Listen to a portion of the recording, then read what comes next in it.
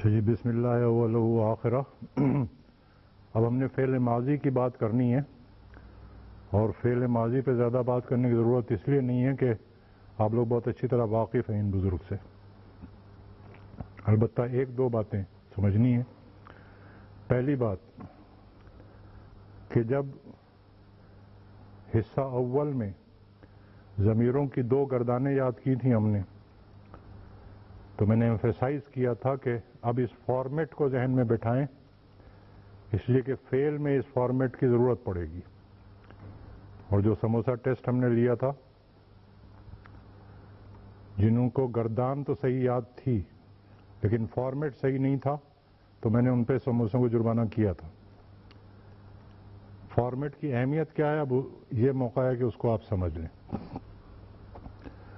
دنیا کی تقریباً ہر زبان کا قاعدہ یہ ہے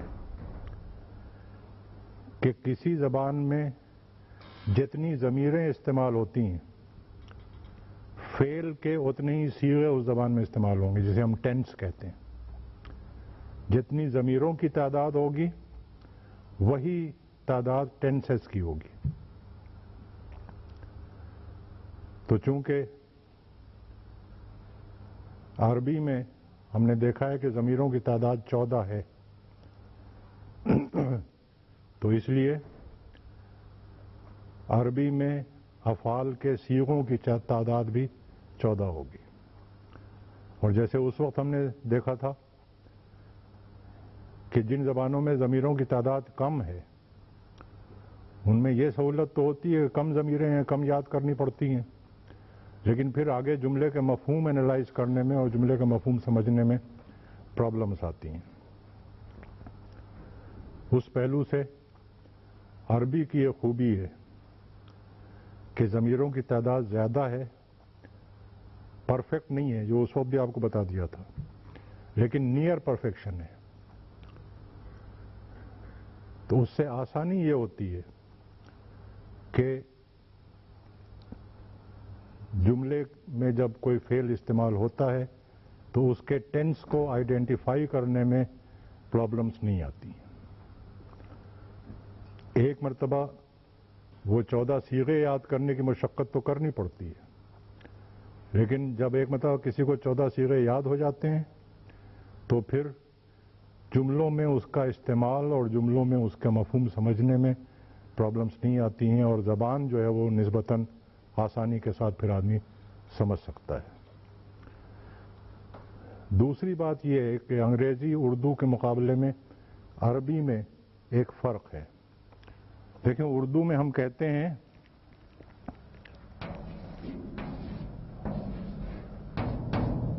وہ گیا.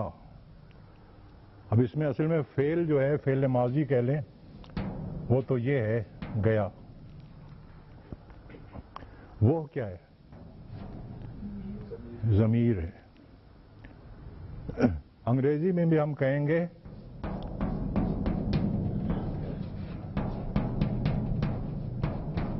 He went.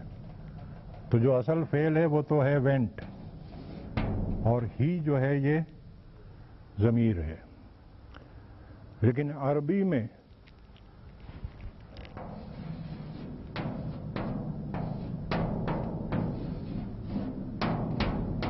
ہوا ذہبہ کہنے کی ضرورت نہیں ہے. عربی میں صرف ذہبہ کہا جائے گا تو اس میں ضمیر کا مفہوم جو ہے وہ از خود شامل ہے. اور ہر صیغے کے مطابق ضمیر کا مفہوم شامل ہوگا. جیسے ہم نے پڑھا تھا ہوا ہما ہم، تو فعل کا جو پہلا صیغہ ہوگا اس میں ہوا کی ضمیر ہے.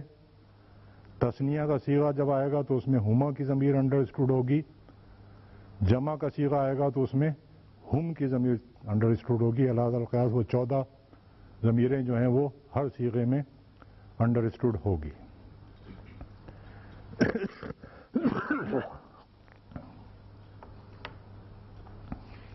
یہ دوسرا فرق ہے. اور تیسری بات جو ہے وہ یہ ہے کہ ابھی مادہ اور وزن پڑھتے ہوئے ہم نے ایک بات کہی تھی کہ عربی کے الفاظ میں خصوصیت یہ ہے کہ کوئی خاص مفہوم دینے والا لفظ چاہے کسی فعل سے آئے وہ ایک خاص سانچے میں ڈھلتا ہے، جس کو اب ہم کہتے ہیں اس کا ایک خاص وزن ہوتا ہے۔ اب وہ ذرا ہم وضاحت کے ساتھ اس بات کو سمجھ سکتے ہیں۔ وہ گیا، اس کے لیے تو ذہبہ کافی ہے، لیکن اگر ہمیں یہ کہنا ہو کہ تم سب گئے، یا جس فعل کا بھی ذکر ہو رہا ہو ہم یہ کہنا چاہتے ہیں کہ تم سب نے یہ کام کیا، اگر یہ مفہوم پیدا کرنا ہے ہمیں کہ تم سب نے یہ کام کیا ہے، اس کے لیے ایک خاص وزن ہے بس، چاہے کوئی سا بھی فعل ہو، جب وہ فعل اس سانچے میں ڈھلے گا، اس وزن پہ آئے گا، تو اس میں ہر ایک میں وہ مفہوم پیدا ہوتا چلا جائے گا۔ مثال کے طور پر وہ وزن ہے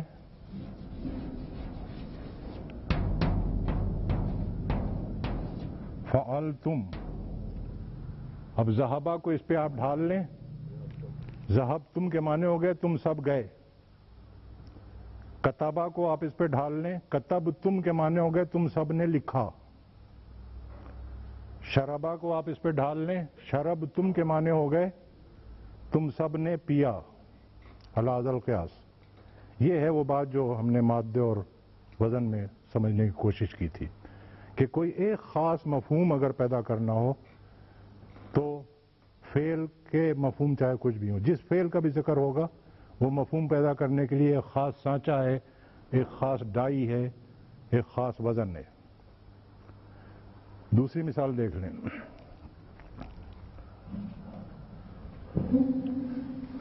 اگر میں یہ کہنا چاہتا ہوں کہ یہ کام میں نے کیا ہے، تو چاہے کوئی بھی کام ہو، ہر ایک کے لیے وزن ایک ہوگا، ڈائی ایک ہی ہے، اور وہ کیا ہے؟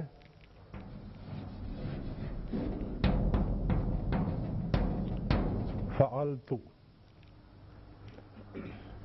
اب اس وزن پہ ہر فعل کا سحرفی مادہ ڈھلتا چلا جائے گا، اور اس میں مفہوم وہی جس فعل کا ذکر ہوگا اس فعل کے لیے مفہوم یہ آ جائے گا کہ یہ فعل میں نے کیا ہے۔ ذہب تو، ذہبہ کو ڈھالیں اس پہ، ذہب تو میں گیا۔ کتب تو میں نے لکھا۔ شرب تو میں نے پیا۔ آ گئی بات سمجھنے؟ تو اصل میں یہ 14 صیغے جو ہم یاد کرتے ہیں، جسے ہم کہتے ہیں گردان، وہ 14 وزن ہیں، 14 ڈائز ہیں، 14 سانچے ہیں۔ ہر صیغے کے مطابق مفہوم از خود اس میں پیدا ہوتا چلا جائے گا۔ اب اس کو دیکھ لیں، جو میں نے فارمیٹ کو ایمفیسائز کیا تھا، فارمیٹ یہی تھا نا کہ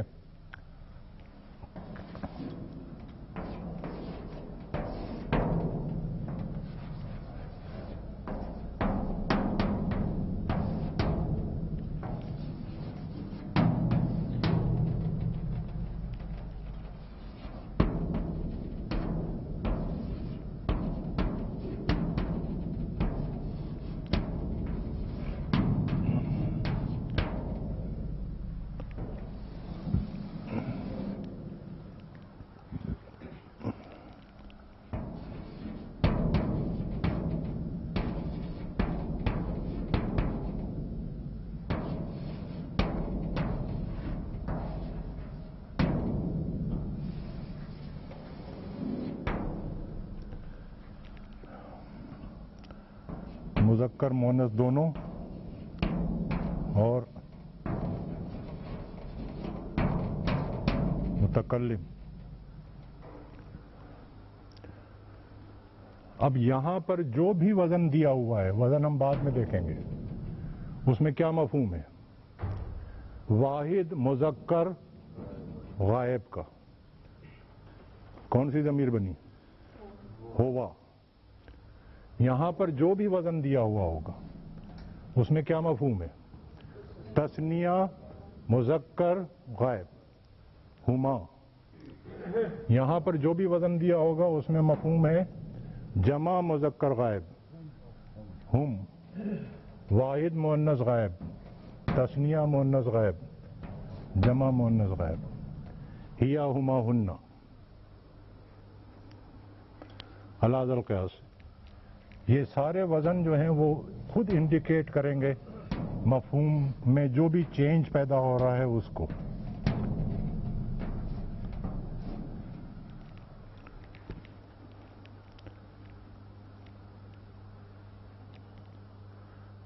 تو وہ بات اب سمجھ آ گئی کہ کسی خاص مفہوم میں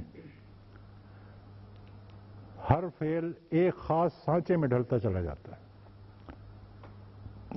اب جیسے یہاں پہ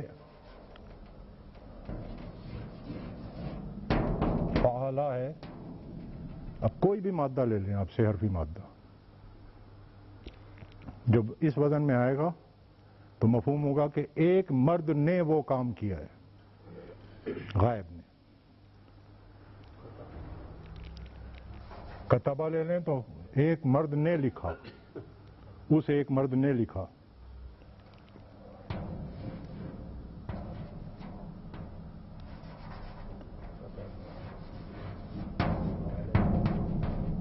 فعلا، اب یہاں پہ مطلب ہے جس فعل کا بھی ذکر ہو رہا ہو، کتبہ کا ہو رہا ہو، ذہبہ کا ہو رہا ہو، شربہ کا ہو رہا ہو، اس میں الف کا اضافہ کر دیں گے ہم، کتبہ، شربہ، اور مفہوم یہ ہو جائے گا کہ وہ کام جو ہے وہ دو مردوں نے کیا ہے، ان دو مردوں نے، غائب کے صیغے میں.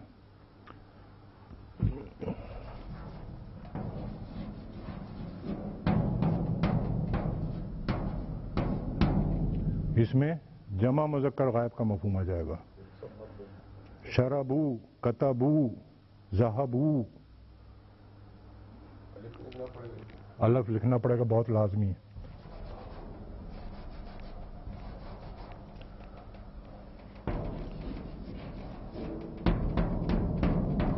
فعلت،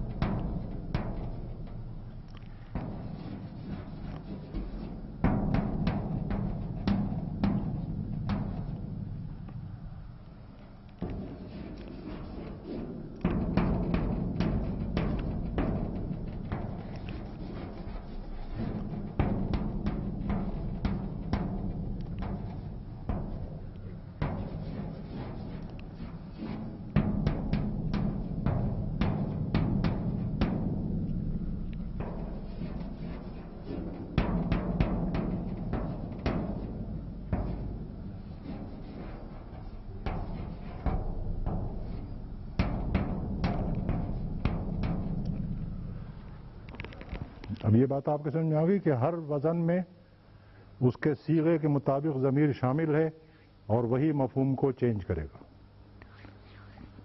اس کو یاد کرنے کے لیے پہلی بات تو وہی ہے کہ قلم کو یاد کریں، اور اس کا طریقہ میں نے پہلے بھی بتایا تھا، پھر ریپیٹ کر رہا ہوں کہ یہ گردان لکھ کے سامنے رکھ لیں، رف کاغذ رکھیں بہت سارے، دو چار مرتبہ اس کو پڑھنے کے بعد لکھنا شروع کریں، جہاں ذہن اٹکے اس کو کنسلٹ کریں اور پھر آگے لکھیں. 4-5 کاغذ پھاڑ کے پھینکیں گے آپ تو چھٹے ساتویں کاغذ پہ انشاءاللہ پوری گردان لکھ جائیں گے. لیکن چند چیزیں اگر نوٹ کر لیں تو پھر یاد کرنے میں آسانی ہو جاتی ہے. یہاں اب لام کلمہ تو سمجھ رہے ہیں نا آپ، یعنی آخری حرف، اس پہ زبر یعنی متحرک ہے. یہ فعلا لام کلمہ متحرک ہے، فعلو ابھی بھی متحرک ہے، زبر کے بجائے صرف پیش آئی ہے. فعلت اور فعلتا یہاں تک تو یہ متحرک سے 5 صیغوں میں متحرک ہے. چھٹے صیغے میں علامت سکون آئی ہے اس پہ فعلنا، اور یہ علامت سکون اب نہیں ہٹے گی آخر تک، نوٹ کر لیں۔ فعلنا، فعلتا، فعلتما، فعلتم، فعلتی، فعلتما، فعلتن، فعلتو، فعلنا۔ ایک بات تو یہ ذہن میں بٹھا لیں کہ 5 صیغوں میں لام کلمہ متحرک ہے، سوائے جمع مذکر کے سب پہ فتحہ ہے، جمع مذکر میں ضمہ آتی ہے بس، اور جمع مؤنث سے جب اس پہ سکون آتا ہے تو وہ پھر نہیں جاتا آخر تک۔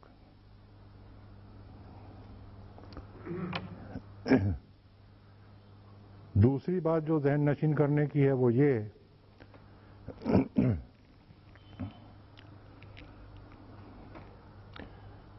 جہاں سے یہ علامت سکون آئی ہے اور مخاطب کے صیغے میں ضمیریں جھانک رہی ہیں،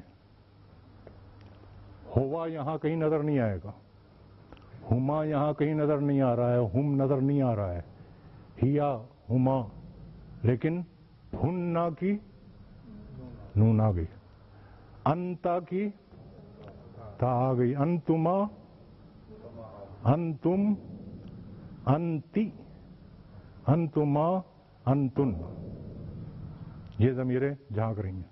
البتہ متکلم میں پھر نحنوں کی بجائے تو، اور سوری انا کی بجائے تو اور نحنوں کی بجائے نا، یہ چیزیں کا ذہن نشین کر کے پھر رف کاغذ لے کے بیٹھیں گے آپ۔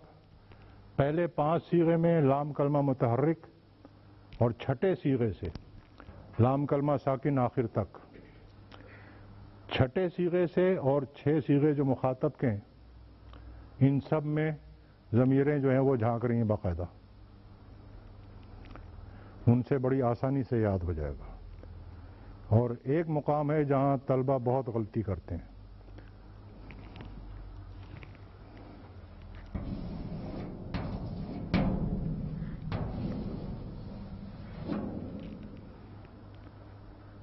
فعلنا، اور یہ ہے فعلنا، معنی میں فرق دیکھا آپ نے؟ ان سب عورتوں نے کیا، فعلنا، فعلنا ہم سب نے کیا۔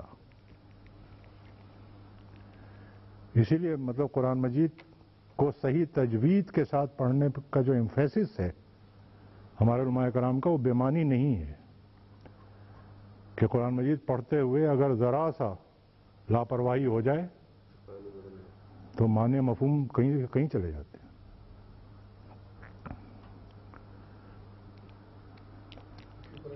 وہ جو مؤنث غائب میں فعل، وہ فعل کا نہیں، فعالت ہے، وہ فعالت نہیں، وہ حاضر مذکر، حاضر مذکر واحد میں فعلتا ہے، فعلتا ہے، وہ تسمیہ فعلتم، مؤنث میں فعلتا۔ ہاں یہ بھی فعلتا نہیں، اس میں تو فرق ہے، فعلتا اور یہ فعلتا۔ بہرحال فعلنا جو آپ نے بتایا ہے کہ اگر فرض کریں وہ کاف پہ دے گا ہمارے پاس ہوا ہے کام کتب نہ ہوگا یہاں پہ وہاں اوپر کتب نہ کتب نہ، کتب نہ نون پہ زبر ہے تو ذرا ہلکا بولیں گے نہ، یعنی اس کا مطلب ان سب عورتوں نے پڑھا، ہاں لکھا، لکھا۔ لکھا۔ چلیں اب ذرا مشق دیکھ لیں۔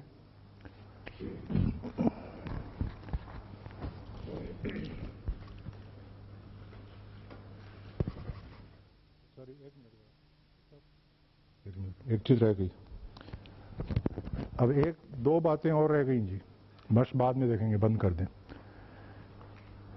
پہلی بات یہ ہے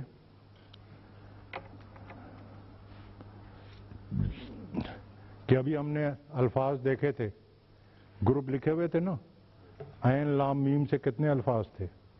علامہ، معلوم، عالم، علی القیاس۔ تو یہ کیسے پتہ لگے کہ اس گروپ اور الفاظ کے اصل مادہ ہے کیا؟ وہ جو ایکسرسائز ہے کہ اس گروپ کے تمام الفاظ تلاش کیے جائیں، ان کو پھر ورٹیکل آرڈر میں ایک ایک حرف الگ الگ لکھا جائے اور پھر تلاش کیا جائے کہ کون سا حرف کامن ہے، وہ تو بڑی لمبی ایکسرسائز ہے۔ کسی بھی گروپ آف الفاظ کے مادے کا پتہ کرنے کا ذریعہ جو ہے وہ یہ ہے، پہلا صیغہ۔ نوٹ کریں یہاں فے، عین اور لام کے علاوہ کوئی حرف نہیں آیا، باقی سب میں اضافہ ہوا ہے، دیکھ لیں باقی 13 کے 13 صیغوں میں اضافہ ہوا ہے۔ پہلا صیغہ جو ہے ماضی کا، وہ بھی نوٹ کر لیں، ماضی کا، ماضی مذکر واحد کا جو صیغہ ہے، یہ وہ مقام ہے جہاں سے ہم کسی بھی لفظ کے مادے کو پکڑتے ہیں، وہاں سے پکڑا جاتا ہے کہ اس فعل کا یہ مادہ ہے۔ مثلا ذہبا، کتبا، ضربا، شربا، سب وہی مادے ہیں۔ کاف، ذہبا میں زال ہابا، کتبا میں کاف تابا۔ یہ ماضی بھی اور مادہ بھی، مادہ یہیں سے پہچان۔ دوسری بات یہ ہے کہ فعل ماضی کے وزن 3 ہیں۔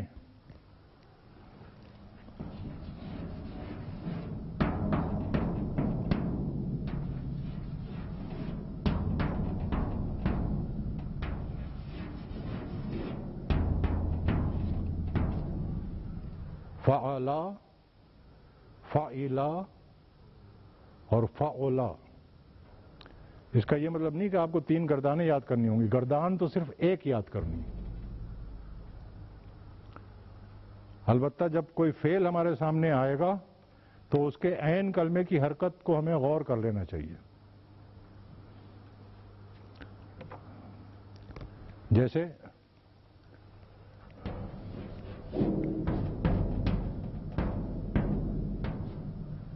کتبا، اس نے لکھا،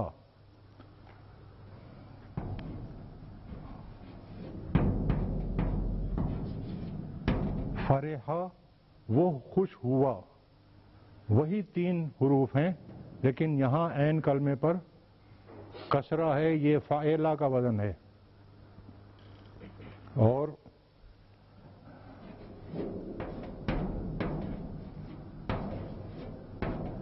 کروما، وہ بزرگ ہوا۔ وہی 3 حروف ہیں لیکن عین کلمے پر ضمہ ہے۔ تو آگے جب ویکیبلری میں افعال دیے ہوئے ہوں گے آپ کو، ان کے معنی آپ کو یاد کرنے ہوں گے، تو معنی یاد کرتے وقت اس کو دانت سے پکڑیں، اس میں غلطی نہیں ہونی چاہیے۔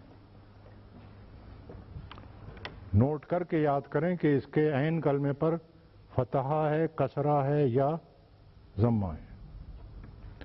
اور پھر گردان میں وزن یہی رہے گا سارا جو آپ نے گردان یاد کی ہے، صرف عین کلمے کی حرکت تبدیل ہوگی۔ جیسے کتبا کی جب ہم گردان کریں گے تو ہم کہیں گے کتبا، کتبا، کتبو، کتبت، کتبتا، کتبنا، علی ذا القیاس۔ لیکن کروما کی جب گردان کریں گے تو ہم کہیں گے کروما، کروما، کرومو، کرومت، کرومتا، کرومنا۔ را کی ضمہ پھر مستقل چلے گی، وزن سارا وہی چلے گا۔ اب آ جائیں ایکسرسائز پہ۔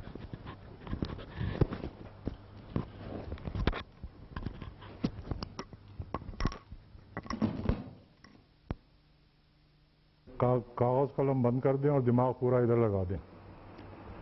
حصہ اول میں بالکل شروع میں جب ہم نے جملے اور مرکبات پڑھے تھے تو اس میں ایک بات ہم نے پڑھی تھی کہ عربی میں تقسیم اس طرح سے ہے کہ جس جملے کی ابتدا اسم سے ہوگی اسے ہم جملہ اسمیہ کہیں گے، اور جس جملے کی ابتدا فعل سے ہوگی اسے ہم جملہ فعلیہ کہیں گے۔ جملہ اسمیہ ہم پڑھ چکے، اس کے کتنے اجزاء ہوتے ہیں؟ کون کون سے؟ مبتدا اور خبر، اور اس کے علاوہ کچھ نہیں ہوتا. متعلق خبر بھی ہوتا ہے، لیکن کم از کم جو لازمی اجزاء ہیں وہ دو ہی ہیں، مبتدا اور خبر. اگر متعلق خبر نہ بھی ہو تب بھی جملہ مکمل ہو جاتا ہے. مثال کے طور پر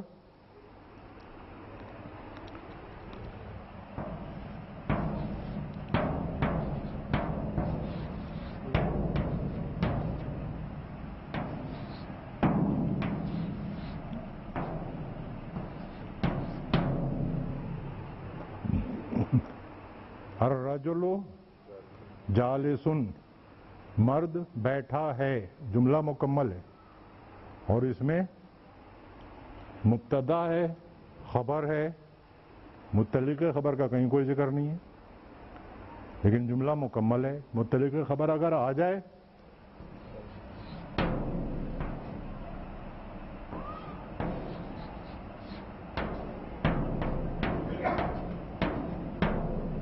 تو بات زیادہ واضح ہو جائے گی، لیکن جملہ اسمیہ مکمل کرنے کے لیے یہ جز لازمی نہیں ہے. لازمی جز جو ہیں جملہ اسمیہ کے وہ دو ہی ہیں، مبتدا اور خبر.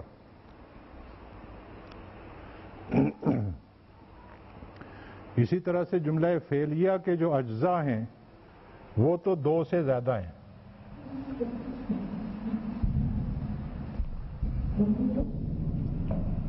اور سمپل جملے کی ترتیب جس طرح جملہ اسمیہ میں بتائی تھی کہ سمپل جملہ جو ہوگا جملہ اسمیہ کا، اس کی ترتیب کیا ہوگی؟ پہلے مبتدا آئے گا، پھر خبر آئے گی، اور اس کے بعد متعلق خبر آئے گی. اس طرح جملہ فعلیہ سمپل جملہ جو ہوگا اس میں ترتیب ہوگی فعل، فاعل، مفعول،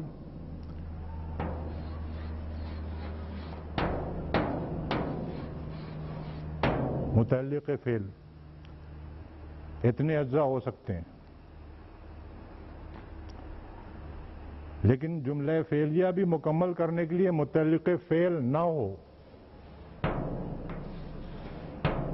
تب بھی جملہ مکمل ہو جائے گا. مثال کے طور پر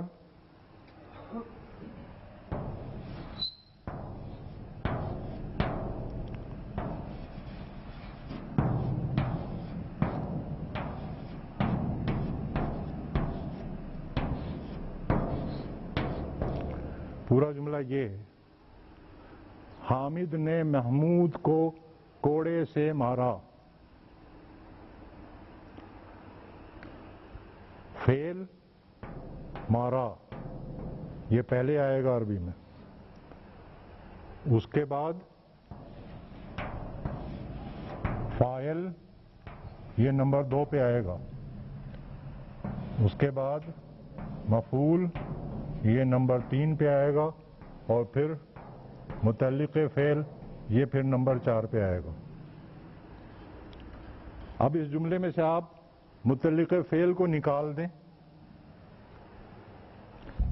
اور اگر صرف یہ کہیں کہ حامد نے محمود کو مارا تو بھی جملہ مکمل ہے. اور آپ مفعول کو بھی نکال دیں، حامد نے مارا، تب بھی جملہ مکمل ہے.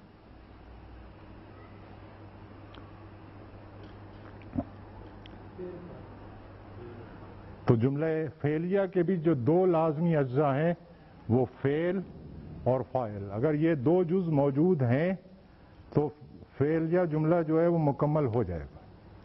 مزید وضاحت کے لیے مفعول بھی آ سکتا ہے، مزید وضاحت کے لیے متعلق فعل بھی آ سکتا ہے، لیکن لازمی اجزاء جو ہیں وہ دو ہی ہیں، فعل اور فاعل. ہاں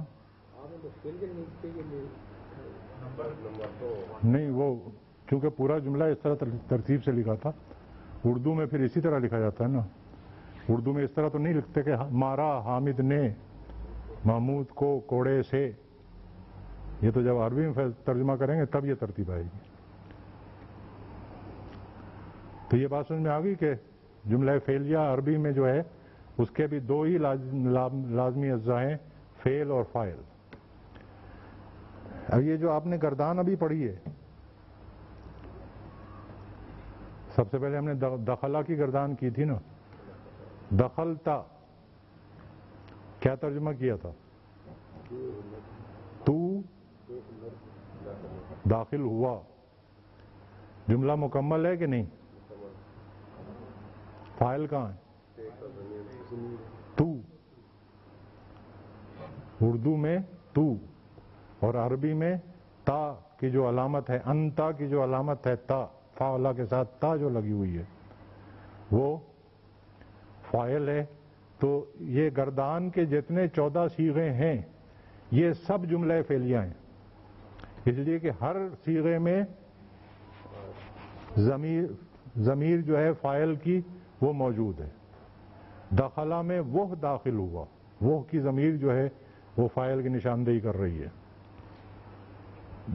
دخلو میں وہ سب داخل ہوئے، وہ سب جو ہے یہ ضمیر ہے فاعل کی۔ تو یہ 14 کے 14 صیغے جو ہیں یہ جملہ فعلیہ ہیں اپنی جگہ پہ۔ لیکن کبھی ایسا بھی ہوتا ہے کہ فاعل جو ہے وہ اس میں ظاہر ہوتا ہے۔ مثال کے طور پر یہی ہے حامد نے مارا، اگر ہم صرف حامد کو ہٹا دیں اور صرف کہیں ضربا تو یہ بھی جملہ فعلیہ ہے، اس نے مارا۔ اب اس نے کی ضمیر جو ہے وہ فعل کا کام دے رہی ہے، لیکن جب ہم کہتے ہیں حامد نے مارا تو اب ضمیر کے بجائے حامد فاعل آ گیا، ضربا حامدن، یہ جو آ گیا اس کو پھر ہم کہتے ہیں اسم ظاہر۔ فاعل جو ہے وہ کبھی تو ضمیر میں ہوگا اور کبھی اسم ظاہر ہوگا، لیکن اسم ظاہر سے دھوکہ نہیں کھانا چاہیے۔ وہ ابھی میں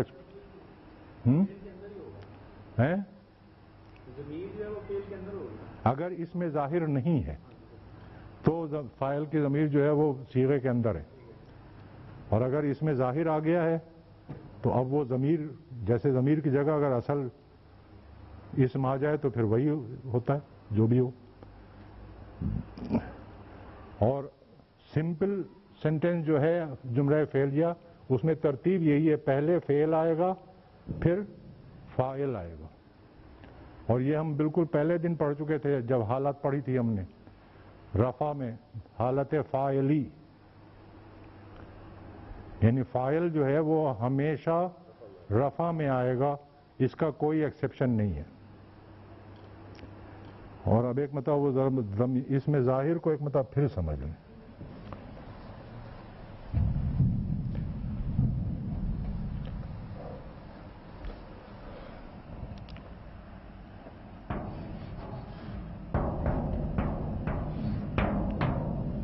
ضربہ میں تو فاعل جو ہے وہ ضمیر ہے، لیکن جب ہم کہتے ہیں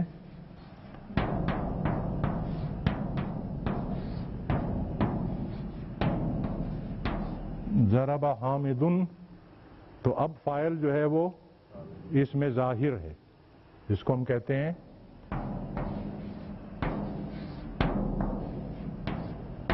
اس میں ظاہر۔ اور اگر ہم کہیں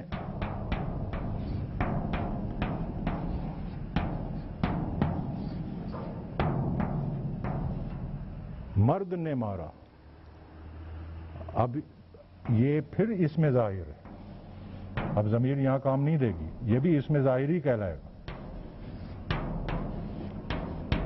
اور اگر ہم کہیں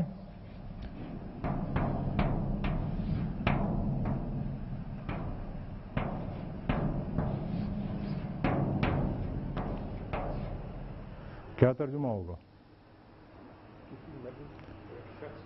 ایک شخص نے، کسی شخص نے، کسی مرد نے، ایک مرد نے مارا۔ الرجلوں میں تو مخصوص آدمی کی بات ہو رہی تھی، یہاں نکرہ ہے، کوئی بھی مرد ہو سکتا ہے، یہ بھی اس میں ظاہر کہلائے گا۔ اب اس میں ظاہر کا مطلب سمجھ میں آ گیا؟ اس میں ظاہر میں یہ لازم نہیں ہے کہ کوئی مخصوص آدمی یا اس میں علم آئے تبھی اس کو ہم اس میں ظاہر کہیں گے. فاعل کی جگہ جو بھی اسم آ جائے. کتب معلم، استاد نے لکھا. اب استاد کا نام پتہ یہاں کوئی درج نہیں ہے، لیکن استاد کا لفظ جو ہے وہ اس میں ظاہر ہے.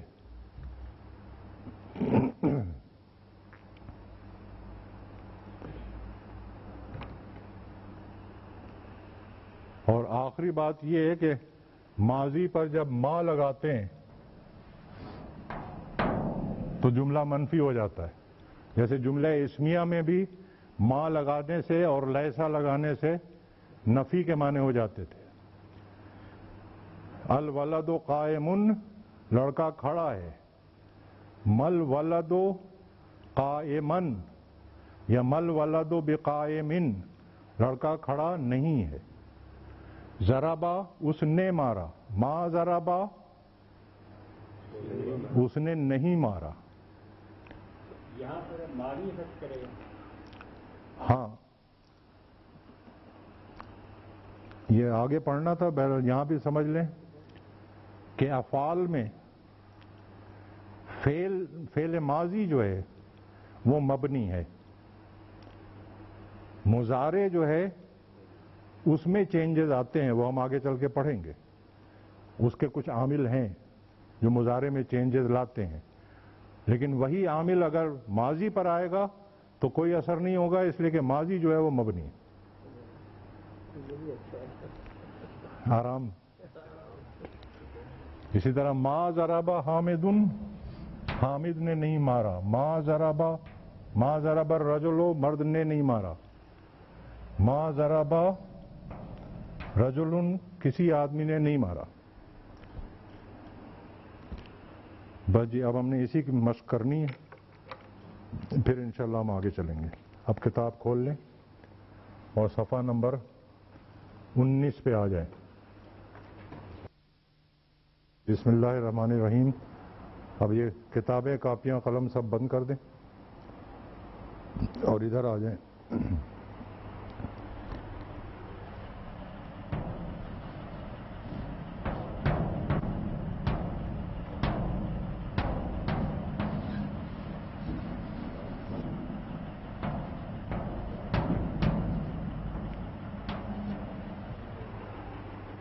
اس کے معنی تو آپ لوگ سمجھ رہے ہیں نا؟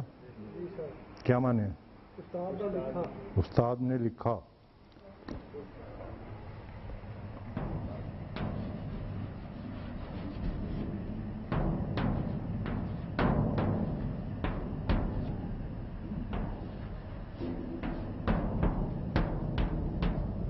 اور اگر ہم کہیں کہ المعلم کتب، اب کیا فرق پڑا؟ معنی میں کوئی فرق نہیں پڑا. ویسے ہمارے حافظ احمد یار صاحب کہتے ہیں کہ باریک فرق پڑتا ہے، وہ مجھے یاد نہیں اس لیے کہ میں نے چوائس میں چھوڑ دیا تھا. موٹا حساب یہی ہے کہ معنی میں کوئی فرق نہیں پڑتا. دونوں کے معنی جو ہیں وہ ایک ہی ہیں کہ استاد نے لکھا، لیکن ان دونوں جملوں میں فرق کیا ہے؟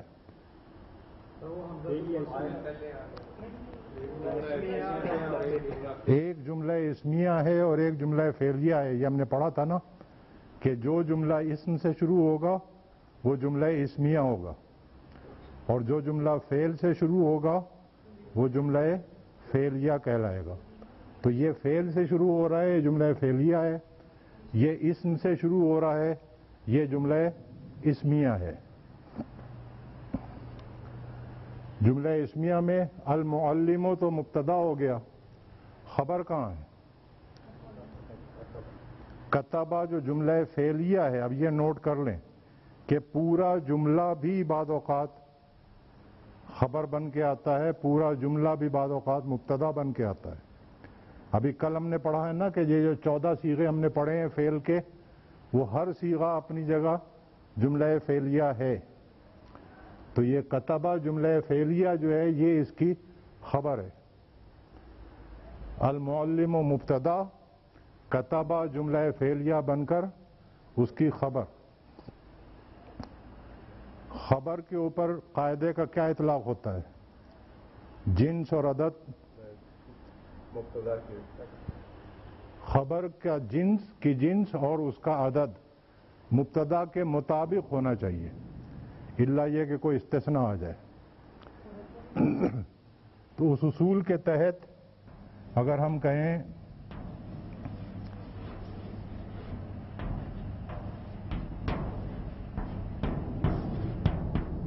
اب خبر کیا آئے گی؟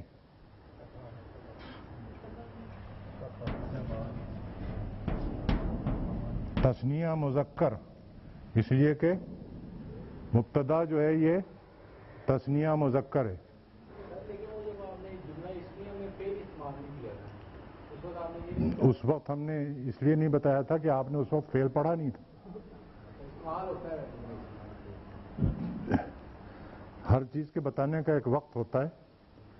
اب نوٹ کر لیں کہ پورا جملہ مبتدا بھی بنتا ہے اور خبر بھی بنتا ہے، وہ چاہے جملہ اسمیہ ہو چاہے جملہ فعلیہ ہو۔ تو اب جو ہم پڑھ رہے ہیں وہ یہ ہے کہ جملہ فعلیہ خبر بنتا ہے، اور جب وہ خبر بنے گا تو اس جملہ فعلیہ کا عدد اور جنس قاعدے کے مطابق یعنی مبتدا کے عدد اور جنس کے مطابق ہوگی۔ المعلم کتبا، المعلمانی کتبا، اور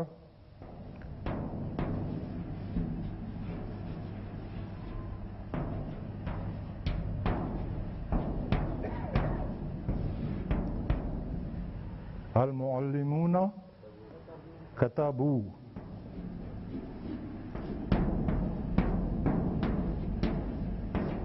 اسی طرح آپ سمجھ سکتے ہیں اگر ہم اس کو مؤنث کر دیں المعلمۃ تو اب وہ ہو جائے گا کتبت، المعلمتانی کتبتا، المعلمات کتبنا۔ یہ تو ہو گیا جملہ اسمیہ کا حساب۔ جملہ فعلیہ میں کیا قاعدہ ہے؟ جملہ فعلیہ کا قاعدہ یہ ہے کہ اگر فاعل اس میں ظاہر ہے، اگر فاعل ضمیر میں ہے تو ضمیر کے مطابق 14 میں سے جو بھی صیغے کے مطابق ہوگی ضمیر وہی صیغہ استعمال ہوگا۔ لیکن اگر فاعل اس میں ظاہر آ جائے، اس میں ظاہر کا لفظ سمجھ چکے ہیں، تو اب فعل ہمیشہ واحد آئے گا۔ زور کس پہ ہے؟ ہمیشہ پہ۔ یعنی یہ ایک ایسا قاعدہ ہے جس کا استثناء ابھی تک سامنے نہیں آیا میرے۔ اگر فاعل اس میں ظاہر ہے تو فعل ہمیشہ واحد آئے گا۔ واحد کے ساتھ کون سا پرسن ہوگا؟ واحد یہ تو کل سمجھایا تھا نا آپ کو کہ اس میں ظاہر اگر ہے تو تھرڈ پرسن، اس لیے کہ سیکنڈ پرسن میں ہم اس میں ظاہر نہیں استعمال کرتے۔ ہم یہ نہیں کہتے کہ تم زید نے یہ کیا، ہم یہی کہیں گے کہ تم نے یہ کیا۔ ہم یہ نہیں کہتے کہ میں لطف الرحمان نے یہ کیا ہے، ہم یہی کہتے ہیں کہ میں نے یہ کیا۔ تو تھرڈ پرسن میں ہی اس میں ظاہر آتا ہے۔ تو یہ اصول پہلا کہ اگر فاعل اس میں ظاہر ہے تو فعل ہمیشہ واحد آئے گا، یعنی عدد طے ہو گیا ہے۔ جنس عام طور پر فاعل کی جنس کے مطابق ہوگی۔ یہاں کس پہ زور ہے؟ عام طور پر، یعنی اس میں استثناء ہے۔ بہرحال وہ ہم بعد میں دیکھیں گے۔ تو مطلب یہ ہوا کہ اگر ہم یہ کہیں کہ المعلمانی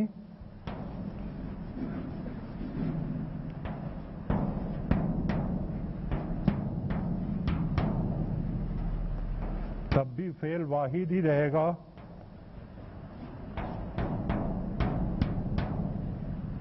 اور اس کو جمع مؤنث کر دیں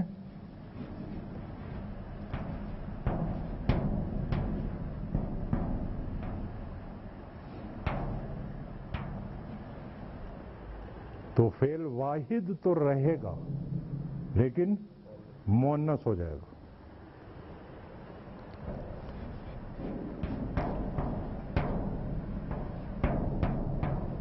कतबत, और जब मिलाएंगे तो फिर क्या होगा?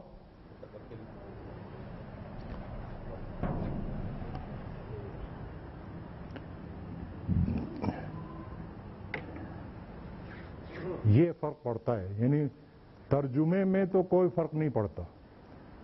फर्क जो पड़ता है वो ये है कि अगर फाइल पहले आ गया इसमें ज़ाहिर, अब वो जुमला इस्मिया हो गया, अब उस पर जुमला इस्मिया के कवायद का इतलाक होगा। अगर अल-मुल्ले माने कतबाने कहें तो क्या फर्क है? कतबाने हमने कहाँ पढ़ा है? तो जो दो के लिए वो तो यकतबाने आएगा, वो तो आगे आएगा। माजी में तो आने कहीं नहीं है। माजी में तो तस्निया कतबा कतबा, फ़अला फ़अला, वो आने ऊना जो है वो मुज़ारे में आएगा, उससे आप कंफ्यूज ना करें। और उसकी बड़ी आसान पहचान है, जब तक अलामत मुज़ारे नजर ना आए आप कैसे कह सकते हैं मुज़ारे? अलामत मुज़ारे बड़ी साफ पहचान है उसकी, फिर वो आगे आएगा। तो बुनियादी फर्क जो पड़ता है वो यही पड़ता है कि एनालिसिस ऑफ सेंटेंस चेंज हो जाती है। ये जुमला इस्मिया बन गया, इसमें जुमला इस्मिया के कवायद का इतलाक होगा। ये जुमला फेलिया बन गया, इसमें जुमला फेलिया के कवायद का इतलाक होगा। दो कायदे हमने पढ़ लिए कि फ़ाइल अगर इसमें ज़ाहिर है तो फेल हमेशा वाहिद होगा, और जिन्स में वो फ़ाइल की आम तौर पर मुताबिकत करेगा। अब आम तौर का मतलब समझ लें, दो इस्तिस्ना हैं। नंबर एक, और ये इस्तिस्ना जो है ये मुस्तकिल हम पढ़ते चले आ रहे हैं,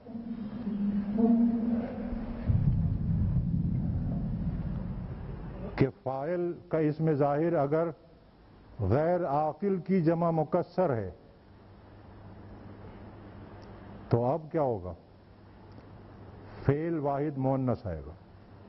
यही पढ़ते चले आ रहे हैं ना, गैर आकिल की जमा मुकस्सर आ जाए तो वाहिद मुअन्नस, सिफत वाहिद मुअन्नस, खबर वाहिद मुअन्नस, इसमें इशारा वाहिद मुअन्नस, फेल वाहिद मुअन्नस, सीधा हिसाब। गैर आकिल की जमा मुकस्सर, जैसे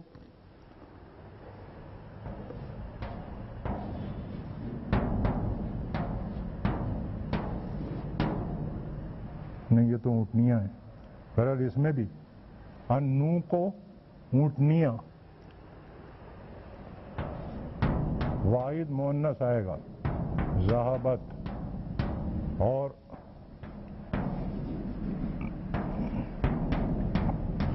अलजिमालो ऊँट का मुअन्नस है, जमलुन का मुअन्नस है, अलजिमालो।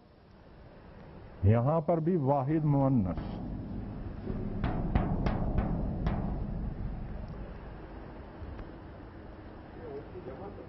है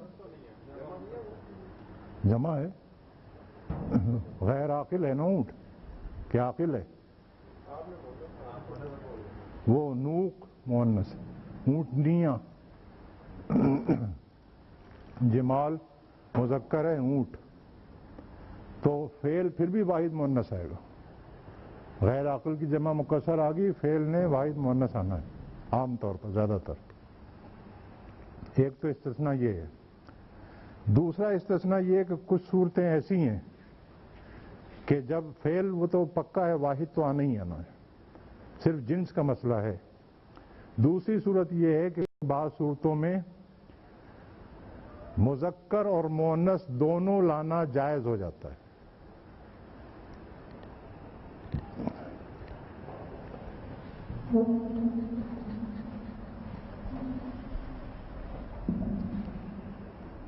और उसके लिए पहली सूरत यह है कि आकिल की जमा मुकस्सर आ जाए। अभी तक हम बात कर रहे थे गैर आकिल की जमा मुकस्सर की, हम पढ़ते चले आ रहे हैं। अब आ गया है आकिल की जमा मुकस्सर हो तो फेल तो वाहिद होगा, لیکن فعل مذکر بھی ہو سکتا ہے اور مؤنث بھی ہو سکتا ہے، دونوں درست مانے جائیں گے۔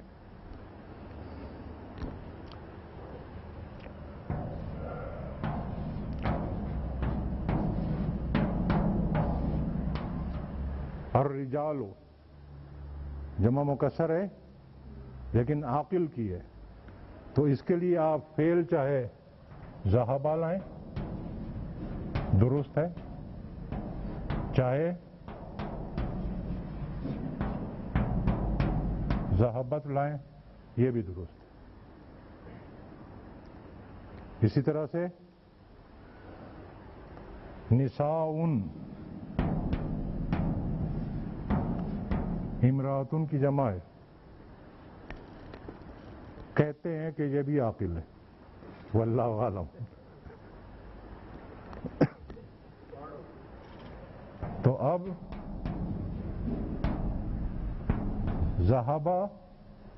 ذہبا نساؤن، کچھ عورتیں گئیں، یہ بھی درست ہے۔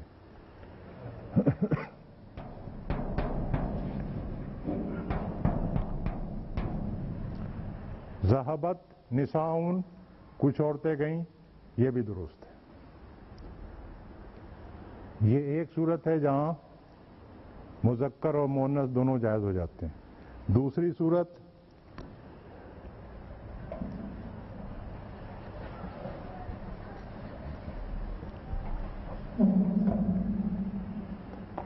اگر فاعل کا اسم ظاہر جو ہے وہ اسم الجمع ہو، اسم الجمع سمجھتے ہیں؟ لفظ واحد ہوتا ہے، مفہوم جمع کا ہوتا ہے، جیسے قوم، قومن واحد لفظ ہے لیکن مفہوم ہے جمع کا، قوم کچھ افراد کا گروہ، جماعت، فئتن، یہ الفاظ جو ہیں یہ اسم الجمع کہلاتے ہیں۔ اگر اس میں ظاہر ایسا کوئی لفظ ہو، اس میں جمع ہو، تو بھی مذکر مؤنث دونوں جائز ہوگا۔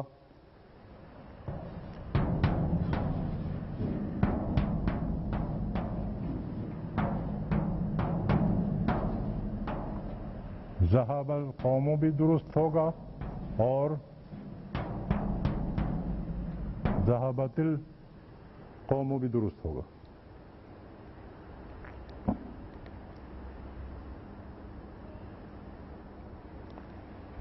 اور آخری صورت یہ کہ اس میں ظاہر جو ہے وہ مؤنث غیر حقیقی ہو۔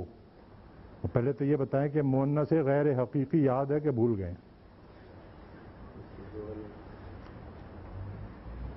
وہ چیزیں جن کا جوڑا نہیں ہوتا یا جن کے جوڑے کے لیے الفاظ استعمال نہیں ہوتے، یوں کہہ لیں۔ بعض صورتوں میں، ایکسیپشنل صورتوں میں ایسا ہو جاتا ہے کہ جوڑا موجود تو ہوتا ہے لیکن الفاظ استعمال نہیں ہوتے۔ میں نے مثال دی تھی آپ کو، اردو میں کوا کا لفظ استعمال ہوتا ہے، کوی کا لفظ استعمال نہیں ہوتا، حالانکہ جوڑا موجود ہے۔ بہرحال تو مؤنث غیر حقیقی ہو تو پھر وہی صورت ہے کہ واحد مذکر بھی جائز ہوگا اور واحد مؤنث بھی جائز ہوگا، جیسے الشمس،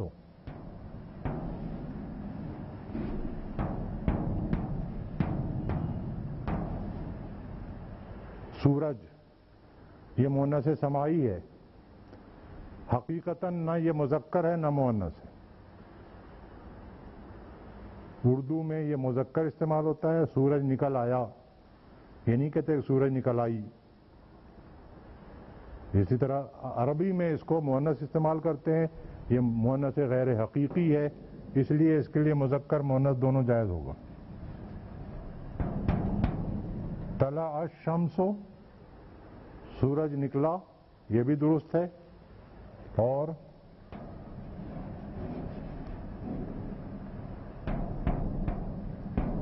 طلعت الشمس، یہ اصل میں طلعت ہے، ملانے کے لیے کسرہ دی گئی ہے، طلعت الشمس، یہ بھی درست ہے۔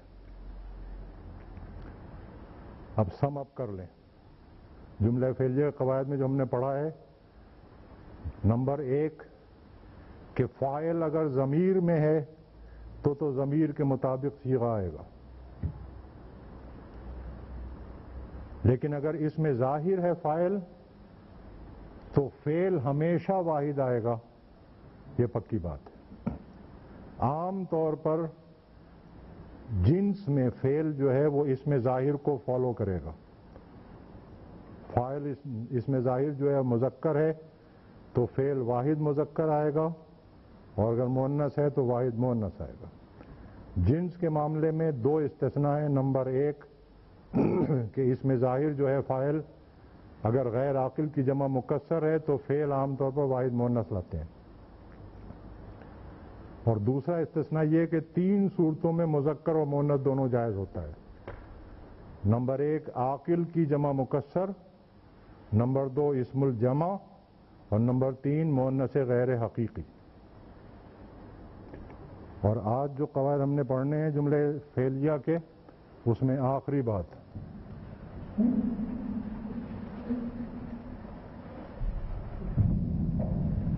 بعض اوقات ایسا ہوتا ہے کہ فاعل حضرات جو ہیں وہ ایک ہی وقت میں ایک سے زیادہ کام کر جاتے ہیں۔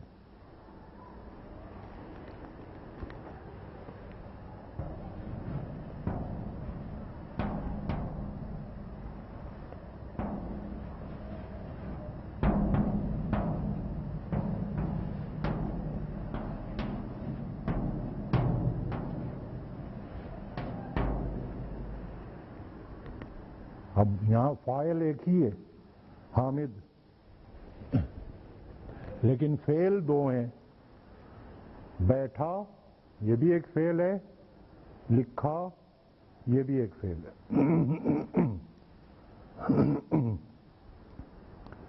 ایسی صورت میں پہلے فعل میں تو وہی قاعدہ اپلائی ہوگا۔ جملہ فعلیہ اگر بنانا ہے تو ہم کہیں گے جلسہ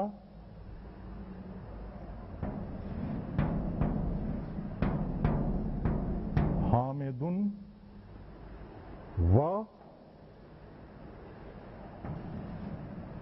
اب جو فعل آئے گا وہ ضمیر کے مطابق آئے گا۔ اس نے، یہ واحد مؤنث کی ضمیر ہے تو ہم کہیں گے کتبا۔ اسی کو آپ چینج کر دیں، حامد اور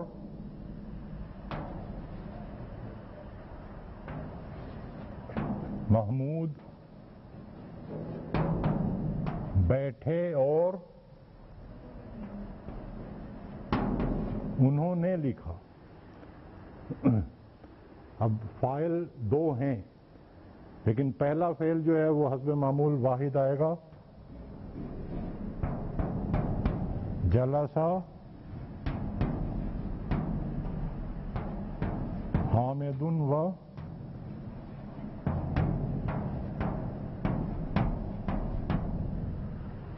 دوسرا فعل ضمیر کے مطابق۔ اب انہوں نے، یہ کس کے لیے ہے؟ دو، تثنیہ کے لیے، اس لیے تثنیہ مذکر کا صیغہ آئے گا و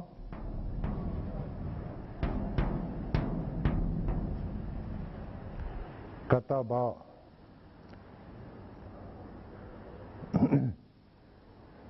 اس کو آپ جمع بھی کر سکتے ہیں، چاہے تین چار آدمیوں کے نام لکھ دیں، یا یہ کہہ دیں کہ اساتذہ آئے، اساتذہ بیٹھے اور انہوں نے لکھا۔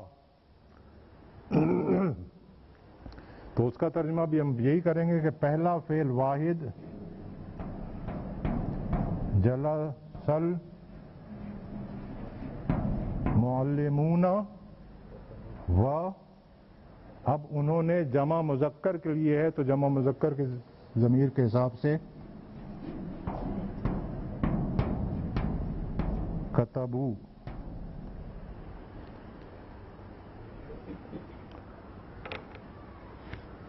بس جی آج اتنی قواعد پڑھنے تھے، اب تھوڑی سی مشق کر لیں، انشاءاللہ آج ہم مغرب سے پہلے کلاس ختم کر لیں گے۔